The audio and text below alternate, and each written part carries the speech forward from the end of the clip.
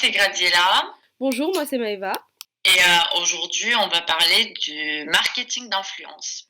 Et pour répondre à nos questions, aujourd'hui nous avons avec nous Brune Gigou, chef de projet marketing digital et partenariat de l'entreprise KikiKix. On aimerait bien savoir quel est le processus pour entamer une collaboration avec les marques. Alors il y en a plusieurs. C'est soit je parle en direct avec les influenceurs, donc je leur envoie un WhatsApp, souvent c'est sur WhatsApp, ou je leur demande s'ils sont dispo pour faire telle OP, je leur explique, et cetera. Donc là, après, on va ensemble sur WhatsApp, on s'appelle, on se rencontre. Enfin, c'est soit en direct, soit sinon je passe par leur agent. Donc soit j'ai déjà, est-ce que beaucoup ont des agents, ils sont dans des agences. Donc soit j'ai le numéro de leur agent, donc je les contacte en disant bah, j'aimerais booker tel ou tel influenceur sur telle opération. Ou alors sinon, tu sais, sur leurs réseaux sociaux, ils laissent souvent une adresse mail. Et là, j'envoie un mail en expliquant que voilà, je travaille pour telle entreprise, que j'ai telle idée de campagne à faire. Est-ce que ça pourrait potentiellement intéresser leur talent? On dit talent ou influenceur, parce qu'influenceur, ça se dit pas, entre guillemets, pas trop dans ce monde-là. Donc on dit talent. Voilà, ça c'est le process pour vraiment premier contact pour entamer une collab. Et du coup, on voulait aussi savoir comment choisissez-vous les influenceurs avec qui vous décidez de travailler. Alors, comment je choisis les influenceurs avec lesquels je travaille? Alors moi, je suis très partisane de si je travaille avec un influenceur, j'aime bien travailler sur le long terme avec lui. J'aime pas trop faire une seule opération et ensuite, plus rien faire avec, plus travailler. Moi, j'aime pas trop ça. Ensuite, comment je le choisis? Bah, après, il y a enfin, je regarde ses réseaux. C'est beaucoup aussi selon son taux d'engagement. Donc ça, soit je le vois de moi-même en fonction des likes, et cetera. Soit j'ai un logiciel, moi, qui m'aide à faire, vraiment les influenceurs tendances du moment, ceux qui sont vraiment, qui marchent beaucoup. Et voilà, je regarde aussi s'ils font pas trop d'opérations commerciales toute la journée, pour pas que la mienne passe entre 2 trucs et que du coup, bah, j'arrive pas à toucher les gens que je veux toucher. Euh, donc voilà. Mais c'est vrai que moi j'ai un logiciel qui m'aide beaucoup, qui me classifie un peu entre guillemets les influenceurs du moment, qui me montre leur taux d'engagement, qui me donne en fait plein de données qui sont hyper utiles pour moi pour savoir enfin plein d'informations, quel public je vais toucher, etc.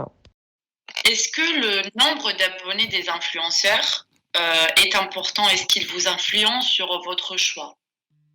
Alors, est-ce que le nombre d'abonnés influe sur mon choix? En fait, c'est très variable le nombre d'abonnés dans le sens où selon les OP, je vais vouloir des influenceurs avec un minimum d'abonnés, mais c'est très variable. J'ai des OP où j'ai besoin d'1 million d'abonnés minimum et d'autres où je suis plus sur des micro-influenceurs, donc à partir de 50 000 abonnés, c'est bon. En fait, le nombre d'abonnés, c'est très différent, c'est pas les mêmes choses, c'est pas les mêmes talents. On recherche pas les mêmes choses en fait quand on prend un influenceur qui a plus d'1 million d'abonnés et un autre qui en a 50 000. Donc moi en fait dans mes dossiers, tu vois, où je me note un peu tous ceux avec qui j'ai déjà travaillé, ceux avec qui j'aimerais travailler, le nombre d'abonnés mais varie, mais ça peut aller de 10 000 abonnés à 7 millions d'abonnés. Honnêtement, j'ai vraiment de tout. Donc voilà. Toujours en rapport avec cette question, on voulait savoir si le choix d'influenceur, est-ce que ce choix influence-t-il le type de publicité que vous choisissez? Alors, est-ce que ce nombre, il influe sur le réseau que je vais choisir en prio? Oui et non. C'est vrai que par exemple, TikTok, c'est un réseau sur lequel je prendrais. C'est compliqué de prendre quelqu'un avec 50 000 abonnés parce que en fait, TikTok, c'est un algorithme qui est tellement compliqué que même 50 000 abonnés, en fait, sur TikTok, c'est pas énorme et que malheureusement, ma pub, elle sera pas beaucoup vue. Euh, donc, à cause de l'algorithme qui peut être vraiment qui tout double, c'est vrai que TikTok, j'aime bien privilégier les gens avec beaucoup d'abonnés. Instagram, moins. YouTube, moins, par exemple. Tu vois, YouTube, j'ai aucun problème à prendre quelqu'un qui a 10 000 abonnés, alors que TikTok, je le ferais pas. Euh, pour plein de raisons différentes. Mais par exemple, YouTube, je sais que quelqu'un qui a 10 000 abonnés, son taux d'engagement, il est assez élevé. Donc, la vidéo sera peut-être potentiellement vue plus de 10 000 fois. Alors que TikTok, honnêtement, l'algorithme peut tout changer en fait. Et du coup, quel type de publicité vous préférez? Par exemple, des réels Instagram, des posts, des stories ou des TikTok suivant le type de réseau social que vous choisissez? Alors, est-ce que j'ai un type de publicité préféré? Alors, c'est pas vraiment des types de publicités différents, mais en fait, selon les campagnes que je vais lancer, ça pourrait être soit des stories, soit des posts Instagram en concours. Enfin, c'est très variable. Moi, des Reels, je t'avoue que j'en demande jamais. Mais ce sera soit un TikTok, soit des stories. En fait, des choses très différentes. Par exemple, quand c'est les soldes sur une période de 15 jours, je demande des stories. Comme ça, on peut faire des rappels, etc. Euh, quand c'est des posts, c'est souvent pour des jeux concours, parce que c'est un post avec une story juste pour rappeler qu'il y a un jeu concours toujours en ligne, ou alors le teaser en amont en disant dans 2 jours, je vais vous sortir un super concours. J'ai pas vraiment de préférence, ça dépend vraiment les campagnes que je fais.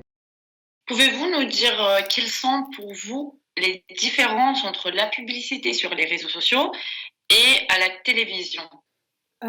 Quels sont pour vous les enjeux de la publicité sur les réseaux sociaux? Est-ce qu'il y a des avantages ou des inconvénients?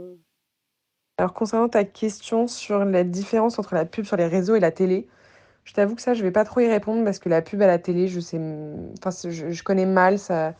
Je pourrais pas t'en parler. Je sais juste que la publicité sur les réseaux sociaux, c'est quand même un nouveau moyen de communication qui est quand même assez exceptionnel et que l'avantage aussi de tout ça, c'est que c'est des choses qui restent. À la différence de la télé où tu regardes une fois, tu pourras pas re-regarder. Enfin, t'es même pas sûr de retomber dessus.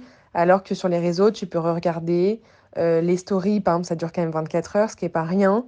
Je pense que les prix aussi sont radicalement différents. Je pense qu'on touche pas la même cible.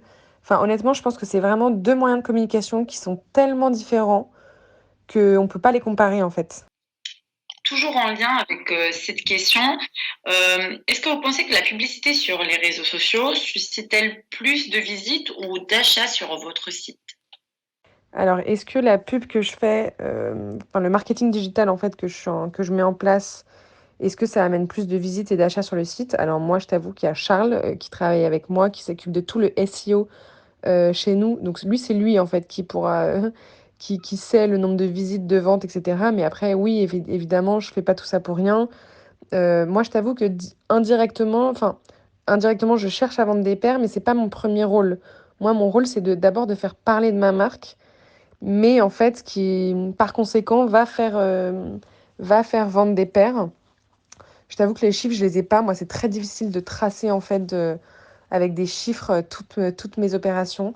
C'est très compliqué d'avoir tout ça. Mais oui, évidemment, je fais pas tout ça pour rien. Et je fais en fait le fait de faire parler de mon entreprise va faire plus de ventes et plus de visites. Et est-ce que vous voyez des résultats par rapport à votre investissement grâce aux publicités que vous faites sur les réseaux sociaux? Alors oui, des résultats, j'en vois, mais comme je viens de te le dire, c'est très difficilement traçable, moi, les résultats de mes campagnes, malheureusement. En revanche, par exemple, quand je fais des liens traqués, par exemple pour un influenceur, tu sais, quand tu mets une story, de temps en temps, il met un petit lien dans sa story. Et grâce à ce lien, je peux voir combien de clics il y a eu sur ce lien. Donc après, je peux me faire un petit peu des petits chiffres, quoi. Mais je peux voir le nombre de clics, le nombre de ventes. Mais par exemple, ça va pas tracer ça. Si toi, tu regardes la story d'un influenceur, mais que 2 heures après, tu vas sur mon site de toi-même, bah ça, ce sera pas pris en compte. Alors qu'en soi, tu l'auras vu via cet influenceur. Mais malheureusement, c'est pour ça que je te dis que c'est pas 100% fiable tous ces chiffres-là, parce qu'en fait, c'est beaucoup plus large que ça et beaucoup plus compliqué. Mais oui, grâce à ces liens traçables, pardon, je vois combien il y a eu de clics, combien il y a eu de ventes en direct. Donc ça, c'est des chiffres qui peuvent être très intéressants. On vous remercie, Madame Gigot, d'avoir été avec nous aujourd'hui et d'avoir répondu à toutes nos questions. Et merci à vous aussi d'avoir écouté ce podcast. On se revoit bientôt pour un autre interview avec une autre marque.